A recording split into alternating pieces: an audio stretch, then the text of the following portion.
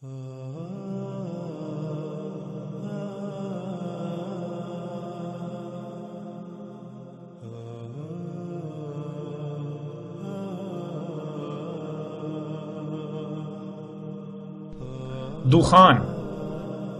ناظرین، دخان کے بارے میں آپ نے یہ بات عام سنی ہوگی کہ قیامت سے پہلے ایک دھواں ظاہر ہوگا جو پوری دنیا میں پھیل جائے گا۔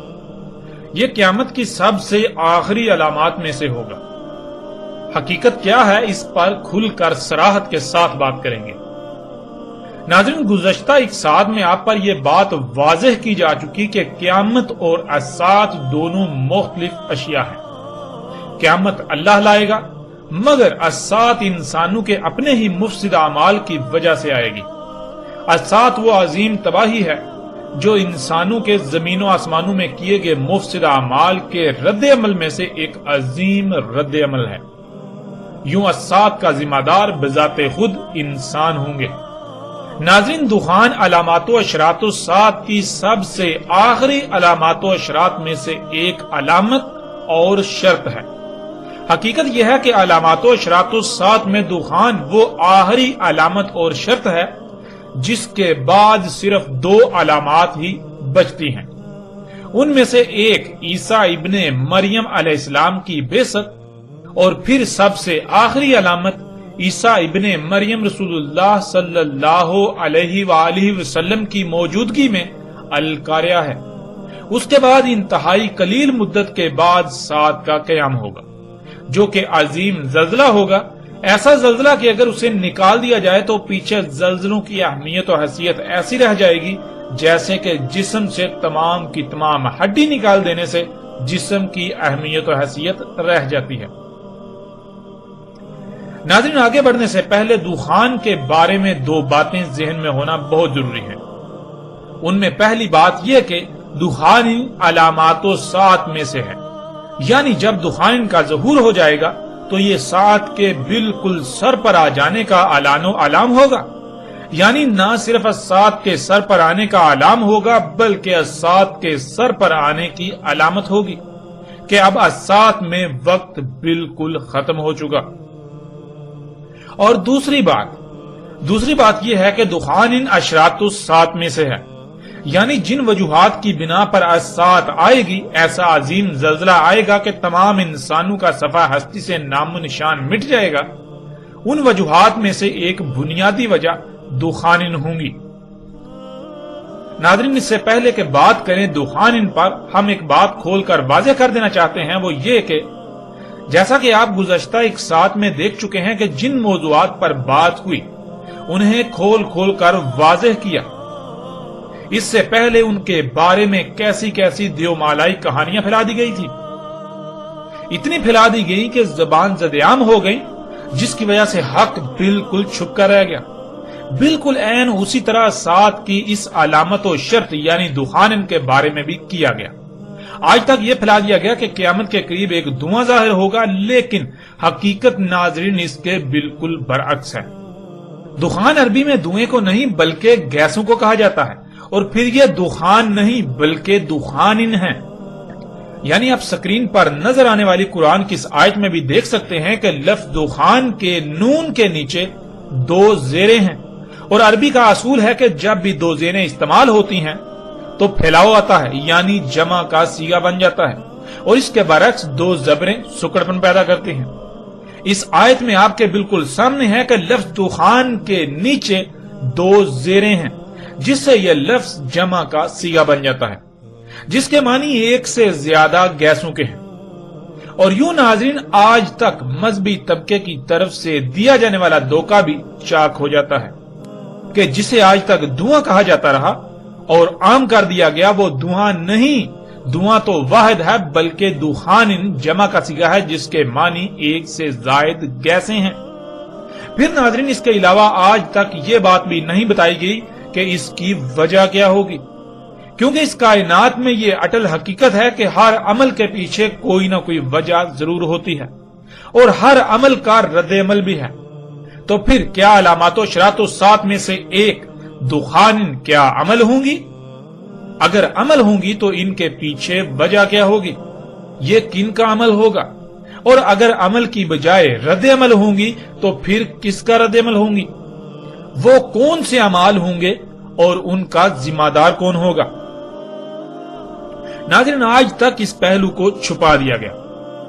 ناظرین، ہمارا یہاں نہ صرف آپ لوگوں سے سوال ہے بلکہ اس طبقے سے بھی یہ سوال ہے کہ جو دین کا ٹھیکیدار بنا ہوا ہے کہ آخر آج تک ان سوالات کے جوابات کیوں نہ دیے گئے؟ کیا اس کی وجہ صرف اور صرف یہی نہیں ہے کہ دین کے ٹھیکیدار طبقے کے پاس ان سوالات کے جوابات ہی نہ تھے اور اپنی دکانداری کے بند ہونے کے خوف سے ان سوالات کو سرے سے ہی غائب کر دیا گیا؟ اور اس اتنے اہم موضوع کو بھی باقی اہم اور حساس ترین موضوعات کی طرح دیو مالائی کہانی بنا دیا گیا۔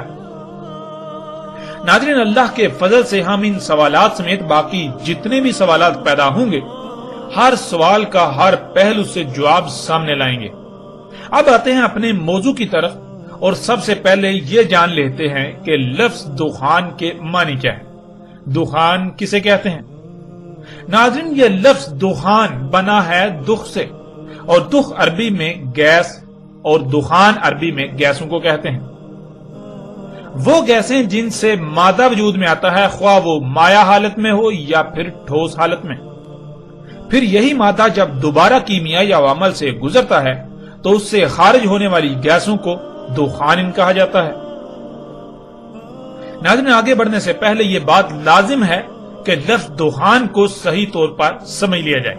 جب تک لفظ دخان کو صحیح سے سمجھ نہیں لیا جاتا تب تک نہ صرف اس اہم علامت کو پہچان نہیں سکیں گے بلکہ کسی کے لیے بھی آپ کو گمراہ کرنا یا پھر آپ کا گمراہ ہونا بہت آسان ہوگا۔ ہم ایسا کرتے ہیں، لفظ دخان کو سمجھنے کے لیے اللہ سبحانہ و تعالیٰ سے ہی سوال کرتے ہیں اور اللہ سبحانہ و تعالیٰ اپنے کلام قرآن کے ذریعے بالکل صراحت کے ساتھ اس سوال کا بھی جواب دے دیتے ہیں، جیسا کہ آپ کو سکرین پر آیت نظر آ رہی ہے۔ ناظرین، یہ سورہ فصلت کی آیت نمبر 11 ہے اور اس میں اللہ سبحانہ و تعالیٰ نے بالکل صراحت کے ساتھ واضح کر دیا کہ زمین و آسمان تخلیق سے پہلے دخان تھے۔ زمین و آسمانوں کو دخان سے خلق کیا گیا۔ زمین و آسمانوں یعنی اس زمین اور اس کے گرد 7 تہ گیسوں کی تہوں جو کہ 7 آسمان ہیں، ان سب کو دخان سے خلق کیا ہے۔ اور ناظرین، جب آپ زمین کے گرد 7 تہوں میں غور کریں تو آپ پر روز روشن کی طرح یہ بات واضح ہو جائے گی کہ یہ 7 تہیں مختلف گیسوں پر مشتمل ہیں، یعنی آسمانوں کو تو گیسوں سے خلق کیا گیا۔ اور پھر اسی طرح آپ زمین پر موجود مادے میں غور کریں، وہ خواہ ٹھوس حالت میں ہو یا پھر مائع حالت میں، یہ سب بھی گیسوں کو مختلف کیمیائی عوامل سے گزار کر ہی وجود میں لایا گیا۔ اس کائنات میں نہ صرف یہ قانون ہے بلکہ یہ اٹل حقیقت ہے کہ جیسے جیسے درجہ حرارت کم ہوتا ہے تو گیسیں سکڑ کر منجمد ہوتی ہیں، جو کہ ٹھوس یا مائع حالت میں مادے کی صورت اختیار کرتی ہیں، اور جیسے جیسے درجہ حرارت بڑھتا ہے تو وہ مادہ ٹھوس یا مائع حالت میں ہو اس کے مالیکیول کے بانڈ ٹوٹ کر دوبارہ گیسوں میں تحلیل ہو جاتا ہے۔ یعنی درجہ حرارت جیسے جیسے کم ہوتا ہے تو گیسیں منجمد ہو کر مائع مادے کی حالت اختیار کرتی ہیں اور ان سے پھر ٹھوس مادہ وجود میں آتا ہے، اور جیسے جیسے درجہ حرارت بڑھتا ہے تو وہی مادہ خواہ وہ ٹھوس حالت میں ہو یا مائع حالت میں اس کے مالیکیولز بانڈ ٹوٹ کر دوبارہ ایٹمز میں بدل کر گیسوں کی صورت اختیار کر لیتے ہیں۔ ناظرین، مثلا آپ خود اس کا مشاہدہ کر سکتے ہیں۔ آپ ایک درخت کو کاٹیں تو درخت کی لکڑی مادہ ہے۔ اب آپ اس لکڑی کو کیمیائی عمل سے گزاریں، یعنی اسے آگ لگائیں، اسے زیادہ درجہ حرارت پر رکھیں تو کچھ ہی دیر میں وہ لکڑی غائب ہو جائے گی اور پیچھے محض تھوڑی سی راکھ بچ جائے گی۔ اب سوال یہ پیدا ہوتا ہے کہ وہ لکڑی کہاں گئی؟ تو اس کا جواب یہ ہے کہ لکڑی گیسوں سے وجود میں آئی تھی جو دوبارہ گیسوں میں تحلیل ہو کر فضا کا حصہ بن گئی۔ تو اس سے بالکل واضح ہو جاتا ہے کہ جسے اب مادہ کہتے ہیں، خواہ مائع حالت میں ہو یا ٹھوس حالت میں، وہ بنیادی طور پر گیسیں ہیں، وہ گیسوں سے وجود میں آیا۔ اس طرح ناظرین، آپ ایک اور مشاہدہ بھی کر سکتے ہیں۔ آپ ایک برتن میں پانی لیں، پھر اس برتن کو چولہے پر رکھ کر نیچے آگ جلا دیں، کچھ ہی دیر بعد برتن سے پانی غائب ہو جائے گا۔ تو سوال یہ پیدا ہوتا ہے کہ پانی کہاں گیا؟ تو اس کا جواب بھی بالکل واضح ہے کہ پانی گیسوں سے وجود میں آیا تھا جو آگ پر رکھنے سے دوبارہ گیسوں میں تحلیل ہو کر فضا کا حصہ بن گیا۔ اسی طرح ناظرین، آپ اگر پانی کو مزید کم درجہ حرارت پر رکھیں تو وہ مائع سے ٹھوس حالت میں تبدیل ہو جائے گا، جسے آپ برف کہتے ہیں۔ تو ناظرین، یہ بات اب تک آپ پر بالکل واضح ہو چکی ہے کہ زمین و آسمانوں اور جو کچھ بھی ان میں ہے یہ سب گیسوں سے ہی وجود میں آیا، یہ سب گیسوں سے ہی خلق کیا گیا۔ اسی کا اللہ سبحانہ و تعالیٰ نے قرآن کی اسی آیت میں بھی ذکر کیا۔ اس کائنات میں بنیادی طور پر صرف اور صرف دو ہی گیسیں موجود ہیں۔ ان میں سے ایک ایسی گیس ہے جو لا تعداد گیسوں کا مجموعہ ہے اور دوسری صرف ایک ہی گیس، اور یہ دونوں گیسیں نظر نہ آنے والی ہیں۔ جب یہ دونوں گیسیں آپس میں ملتی ہیں تو ان میں کیمیائی عوامل وقوع پذیر ہوتے ہیں، یعنی ان کے آپس میں اختلاط سے ان میں آگ بھڑکتی ہے، جس سے ان سے مزید کئی اقسام کی گیسیں خارج ہوتی ہیں۔ اس کے بعد خلا میں وہ خارج ہونے والی گیسیں آپس میں ملتی ہیں، آپس میں ملنے سے وہ مائع کی شکل اختیار کرتے ہی آگ بن جاتی ہیں، جسے ستارہ یا سورج کہا جاتا ہے۔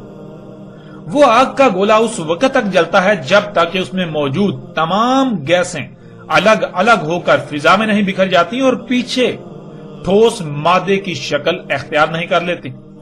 جب یہ وقت آتا ہے تو کچھ ستارے تو ٹھنڈے ہو جاتے ہیں اور کچھ ستارے یا سورج ایک دھماکے سے پھٹ کر بجھ جاتے ہیں۔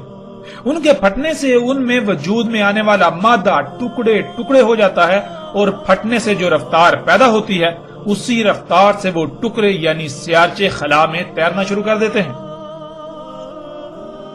جو ستارے یعنی سورج پھٹنے کی بجائے ٹھنڈے ہو جاتے ہیں وہ خلا میں موجود تیرنے والے سیارچوں کو وقتاً فوقتاً اپنی طرف کھینچتے رہتے ہیں۔ یوں ان پر مختلف سیارچوں کی بارش ہوتی رہتی ہے۔ ایک بار جب بارش ہوتی ہے تو اس کے بعد اس سیارے پر کیمیائی عوامل وقوع پذیر ہوتے ہیں، یعنی جیسے خام مال لا کر جب تک اسے استعمال نہیں کر لیا جاتا مزید اگلا مال نہیں منگوایا جاتا، بالکل اسی طرح جب تک سیارے پر ہونے والے سیارچوں کی بارش سے آنے والا مواد اس سیارے پر آ کر اپنے کیمیائی عوامل مکمل نہیں کر لیتا تب تک اگلے مرحلے کے لیے بارش نہیں ہوتی۔ اسی طرح مختلف مواد والے سیارچوں کی بارش ہوتی رہتی ہے اور کیمیائی عوامل وقوع پذیر ہوتے رہتے ہیں یہاں تک کہ ایک سیارہ بالکل مکمل ہو جاتا ہے۔ سیارہ مکمل ہونے سے پہلے یعنی جیسے زمین پر حیات کا وجود ہے، اس حیات کے لیے جو مواد درکار ہے جیسے کہ پانی سمیت وہ تمام عناصر جنہیں زمین کے عناصر کہا جاتا ہے، یہ سب کچھ 4 مراحل میں سیارے پر سیارچوں کی بارش کی صورت میں آتا ہے۔ ان میں ایک مرحلہ ان سیارچوں کی بارش پر مبنی ہوتا ہے جس میں آگ کی قوت والے عناصر موجود ہوتے ہیں جیسے گندھک، یورینیم وغیرہ، ایک لوہے کے سیارچوں کی بارش، ایک مختلف دھاتوں کے سیارچوں والی بارش اور چوتھی جمے ہوئے پانی والے سیارچوں کی بارش، جو کہ سب سے آخری مرحلہ ہوتا ہے۔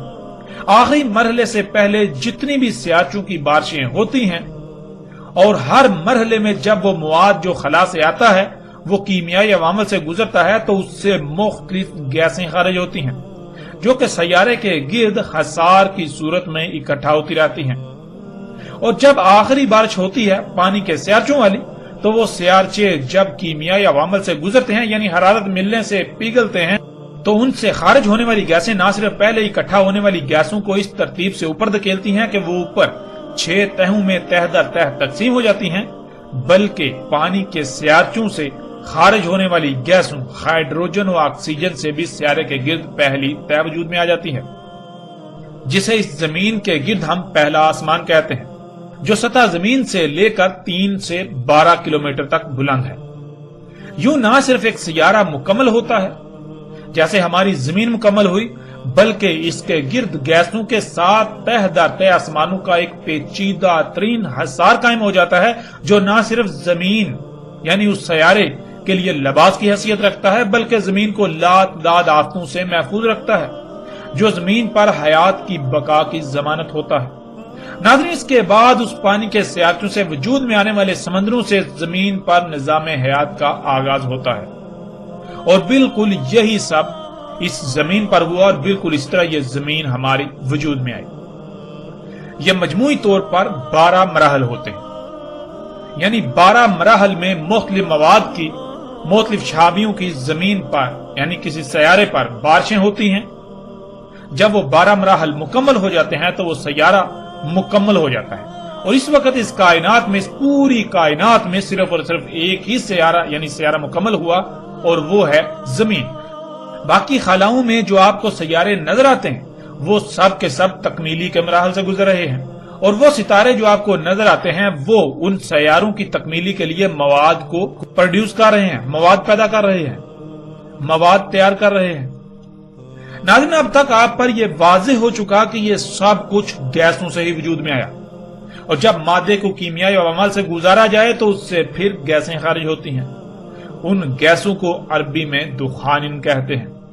یعنی جیسے پانی برف بنا، اور اگر برف کو زیادہ درجہ حرارت پر رکھا جائے تو وہ دوبارہ پانی بن جائے گا، اور اگر مزید زیادہ درجہ حرارت پر رکھا جائے گا تو پانی بھی غائب ہو جائے گا. یعنی وہ جن گیسوں سے وجود میں آیا تھا دوبارہ ان گیسوں میں تحلیل ہو جائے گا. زمین اور اس کے گرد 7 تہہ در تہہ آسمانوں کی مثال بھی بالکل اسی پانی کی سی ہے. اور ناظرین، الحمدللہ آپ گزشتہ ایک ساتھ میں اس بات کو تفصیل کے ساتھ جان چکے ہیں کہ اللہ سبحانہ و تعالیٰ نے زمین و آسمانوں اور جو کچھ بھی ان میں ہے ان میں توازن، میزان قائم کیا. اس کائنات میں جب بھی کوئی کیمیائی عمل وقوع پذیر ہوتا ہے تو لامحالہ گیسیں ضرور خارج ہوتی ہیں، لیکن اللہ سبحانہ و تعالیٰ نے اس کائنات میں ایک ایسا میزان یعنی توازن قائم کر دیا کہ زمین میں جو بھی کیمیائی عوامل وقوع پذیر ہوتے ہیں ان سے خارج ہونے والی گیسیں یعنی جسے آپ فضلہ کہہ سکتے ہیں وہ دوسری مخلوقات کی خوراک بنا دی، اور پھر اتنی ہی گیسیں خارج ہوتی ہیں جو مخلوقات کی ضرورت ہوتی ہیں، نہ ہی کم اور نہ ہی زیادہ، یہاں تک کہ رائی برابر بھی کم یا زیادہ نہیں، جس سے اللہ کا قائم کردہ میزان برقرار رہتا ہے اور ہر مخلوق ہر لحاظ سے محفوظ اور سلامت رہتی ہے. جس زمین و آسمانوں میں وضع کردہ اللہ کا توازن، میزان قائم رہتا ہے اس میں خسارہ نہیں ہوتا. اور ناظرین، گزشتہ ایک ساتھ میں آپ یہ بات بھی تفصیل کے ساتھ جان چکے کہ اللہ سبحانہ و تعالیٰ نے فطرت میں چھیڑ چھاڑ کرنے، فطرت میں تبدیلیاں کرنے سے بہت ہی سختی کے ساتھ منع کیا، کیونکہ اگر ایسا کیا جائے گا تو اللہ سبحانہ و تعالیٰ کا قائم کردہ توازن، قائم کردہ میزان بگڑ جائے گا، جوں سب کچھ درہم برہم ہو جائے گا. اللہ سبحانہ و تعالیٰ نے کہا تھا کہ ان میں چھیڑ چھاڑ نہ کرنا، صرف اور صرف اللہ پر ہی توکل کرنا، یعنی اپنی ضروریات کو پورا کرنے کے لیے خود کو فطرت کا ہی محتاج بنانا، جو دائرے یعنی جو حدود لگا دی ان حدود سے تجاوز مت کرنا، ورنہ زمین و آسمانوں میں فساد ہو جائے گا. کیونکہ اگر تم خود سے فطرت میں چھیڑ چھاڑ کر کے اپنی ضروریات خلق کرنے کی کوشش کرو گے تو جان لو ہر عمل کا رد عمل ہوتا ہے. تمہارے اعمال سے خارج ہونے والی گیسوں کا تم کیا کرو گے؟ کیونکہ تم یہ بات جان چکے ہو کہ یہ سب کچھ گیسوں سے خلق کیا گیا، اور اگر ان میں چھیڑ چھاڑ کی گئی تو پھر طرح طرح کی گیسیں خارج ہوں گی. اور تم پر یہ بات بھی واضح ہو چکی ہے کہ ہر مخلوق کی ضروریات، ان کی مقدار اور ان کا معیار الگ الگ ہے. ایک شے اگر کسی مخلوق کی خوراک ہے تو وہی شے دوسری مخلوق کے لیے زہر قاتل. جب تم فطرت میں چھیڑ چھاڑ کرو گے، اس میں تبدیلیاں کرو گے، خود سے خلق کرو گے، تو پھر خارج ہونے والی گیسوں کا کیا کرو گے؟ کیا پھر توازن قائم رہے گا؟ ہرگز نہیں، پھر توازن قائم نہیں رہے گا. کیا پھر ان گیسوں سے سب کچھ درہم برہم نہیں ہو جائے گا؟ بالکل سب کچھ درہم برہم ہو جائے گا. کیا پھر ان گیسوں کی وجہ سے تمہیں لاتعداد اموات اور طرح طرح کی بیماریوں کا سامنا نہیں کرنا پڑے گا؟ بالکل اس کا سامنا کرنا پڑے گا. کیا موسموں کا نظام درہم برہم نہیں ہو جائے گا، جس سے زمین کا اگانے کا نظام درہم برہم، پانی کا نظام درہم برہم؟ تو کیا زمین میں ہر سطح پر خرابیاں اور بالآخر تباہیاں ظاہر نہیں ہوں گی؟ بالکل یہ سب ہوگا. جب تم اللہ کے اس قول کے خلاف وہی سب کرو گے جس سے تمہیں منع کیا گیا تو پھر یہ آسمان یعنی یہ فضا جس میں تم سانس لیتے ہو یہ طرح طرح کی گیسوں سے بھر جائے گی، اور پھر یہ دخان تمہیں ڈانپ لیں گی. یعنی یہ گیسیں اس طرح فضا میں بھر جائیں گی جیسے رات کو ہر طرف اندھیرا ہی اندھیرا ہوتا ہے. اندھیرا تو نظر آتا ہے لیکن یہ گیسیں انسانی آنکھ سے نظر نہیں آتی سوائے چاند دیکھ کے. اس لیے فضا ہر طرف سے گیسوں سے بھر جائے گی، بالکل ایسے ہی جیسے اندھیرا چھا جاتا ہے لیکن تمہیں نظر نہیں آئیں گی۔ جب ایسا ہوگا تو یہ عذاب علیم بن جائے گا، یعنی تمہارے اپنے مفسد اعمال کے انتہائی نقصان دہ اور تباہ کن رد اعمال کا تمہیں سامنا کرنا پڑے گا ان دخان کی وجہ سے۔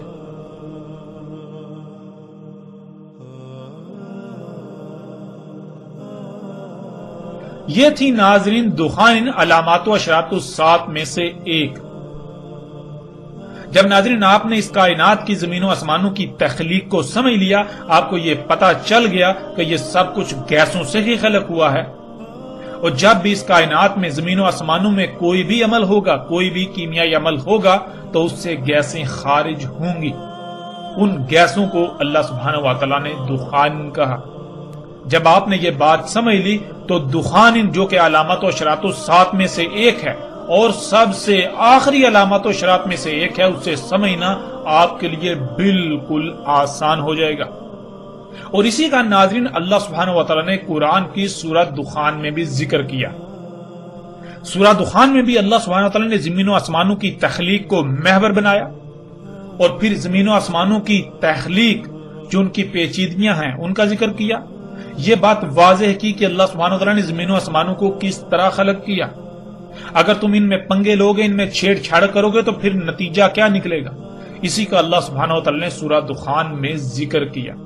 اس سے پہلے کہ ہم بات کریں باقاعدہ سورہ دخان کی آیات پر، ہم یہ بات جان لیں، ہم غور و فکر کریں کہ کیا آج یہ سب کچھ نہیں ہو چکا؟